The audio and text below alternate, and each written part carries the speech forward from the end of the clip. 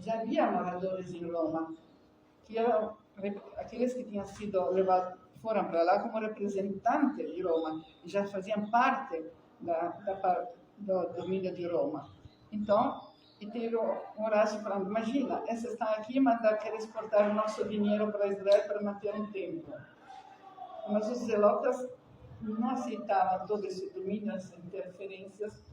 Os zelotas provocaram uma outra revolta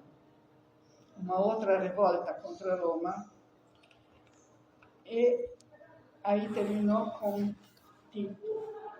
Tive uma revolta contra Roma, e Roma perdeu a paciência. Primeiro, os zelotas acabaram primeiro com o imperador. Que nome foi dado a essa revolta dos zelotas? Os macabeus eram... Da primeira revolta. A primeira revolta. Tá. A revolta dos zelotas acabou com Bar Kokhba. Bar Kokhba. Bar Kokhba, no ano 150. Isso. Com Bar Kokhba depois acabaram com isso. Antes que tivesse Bar Kokhba, que entrou o imperador Vespasiano, que queria entrar para pacificar os judeus, mas não conseguiu. Mas aqui teve um judeu, Iosif, que era um príncipe, que avisou Vespasiano que os romanos iam ganhar essa guerra que os judeus estavam aplicando. E esse Iosif foi no Vespasiano, e o Vespasiano realmente dominou. E aí Vespasiano convidou esse Iosif, que se chamou Flávio Joséfus, convidou para morar em Roma. Esse Flávio Joséfus escreveu a história deste período de Roma. E Flávio Joséfus até hoje está se lendo, se vê, porque deixou uma história de Roma antiga, deixou vários tratados. Antiguidade judaica. Antiguidade, sabe, melhor do que eu. Não, passei um pouquinho, não li tudo. Eu li demais e eu esqueci, mas tem dois textos, um da Antiguidade judaica e um da situação atual. Aí eu vi que Jesus tinha um irmão. Eu não sabia, eu li em Flávio Joséfus que Jesus tinha um irmão. E ele descreveu o tempo de Roma. Ele foi convidado, os judeus consideraram ele um traidor, porque ele saiu e foi para Roma, um traidor. Tem todas as interpretações, de fato ele saiu. E, em seguida, Vespasiano foi imperador, e quem dominou acabou sendo Tito, que era filho de Vespasiano, e entrou em Roma, entrou em Jerusalém, e aí nós temos a expressão de Tito. Tito entrou em Roma, se achou... Nós temos em Roma esse arco, é o arco de Tito. Quando os judeus não passam embaixo, ele foi realmente quem incendiou Jerusalém, quem incendiou, acabou com Jerusalém, não vai precisar de Tito 2. Esse é o arco de vitória dele, Tito 2. E aqui nós temos aquilo que está dentro do arco de Tito, desse baixo relevo. E nós temos o único símbolo que sobrou, que o original não tem, da lâmpada de ouro que foi levada do templo. O único documento real que temos, porque nós não temos cópia. Depois vieram os bárbaros que foi melhor, essa lâmpada sumiu. Mas este foi o único documento que está reproduzido em todas as sinagogas da Itália e de outros lugares, tem no Templo de Salomão, por essa mesma base, por essa mesma forma. Esse único documento que nós temos é que são judeus que estão sendo deportados na Judeia, foram deportados 97 mil judeus. Esses primeiros que estavam carregando foram decapitados publicamente. E desses 97 mil, metade foi mandada de Metala nas minas da Sardenha. E outra parte foi conservada como escravos em Roma. E como escravos em Roma, uma parte era mandada para lutar com os leões no circo. E outra parte foi ajudada para construir o Coliseu. E esses são os judeus que foram importados do Estado. Mas os judeus que estavam em Roma como escravos, não duraram mesmo como escravos. Porque em Roma já tinha outros judeus. Os judeus que tinham ido como representantes do Estado. E os outros judeus estavam muito bem de vida. Então, procuraram comprar, sem contar que os judeus não eram muito apreciados para os romanos. Porque os judeus tinham um pequeno problema, não trabalhavam no Shabat. E como já se viu, um judeu não trabalha como um escravo, não obedecer, faz trabalho ao sábado, porque não trabalha como o Senhor deu para mim esse dia. Não tinha jeito.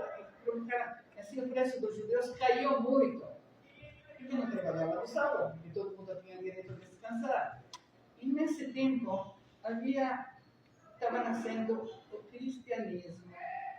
O cristianismo que foi levado por... Vocês conhecem a história do começo do cristianismo, foi escrito os evangelhos nesse tempo, que foi levado... O cristianismo era mais fácil para ser acessado por um povo romano acostumado a ter imagens, acostumado... Era mais simples para ensinar, sempre tirando um cachê, tirando teoricamente as mesmas leis, mas abrandadas, e tinha muito mais proselitismo cristão. No começo, os romanos não entendiam nada, falavam que todos esses judeus se brigavam tudo, para eles eram todos judeus. Então, começaram a perseguir todos.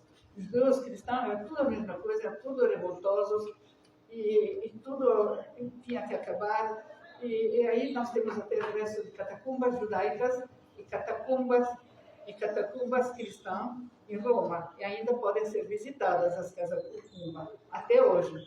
As catacumbas dos judeus e as catacumbas dos cristãos. E as catacumbas não estão só em Roma, mas tem catacumbas em Roma, em Venosa, em Siracusa. Em outras cidades do sul da Itália existem essas catacumbas, onde os judeus e os cristãos se refugiavam. Mas as catacumbas eram separadas, porque na mesma brigada. Então, as catacumbas eram separadas até chegou lá no 313, o imperador Constantino, cuja mãe já tinha sido convertida para um apóstolo, deu liberdade religiosa na Itália toda.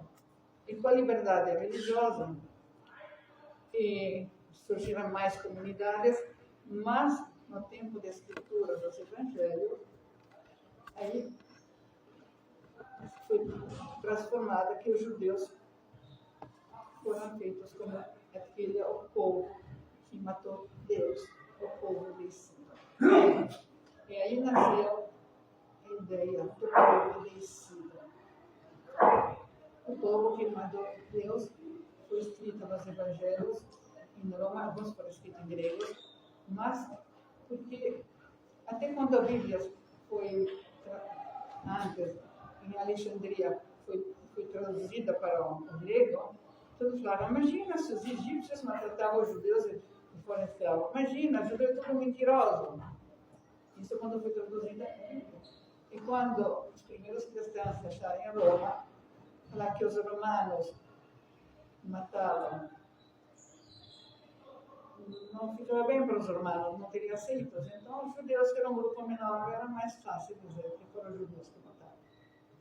E assim foram construídos os evangelhos para agradar os romanos também. E foi mais aceita isso. E por isso, nós temos uma descrição de outros romanos que falavam que, bom, os judeus, quando tinha alguém que não obedecia as próprias leis judaicas, eram apedrejados. Os romanos, do Império Romano, aqueles que faziam parte do Império, eram decapitados. Em vez daqueles que não faziam parte, eram os revoltosos, eram crucificados. Em Roma havia muitos crucificados. E tem uma escritura de um escritor que chamou Ovídio, que falava que ele gostava de passear pela Via Ápia, uma via de Roma, que existe ainda. Existe até hoje. Existe até hoje, só que ainda não tem mais pedra no chão. Uma via pavimentada na Via Ápia. Não gostava de passear pela Via Ápia, porque tinha tantos crucificados que entre o cheiro de morte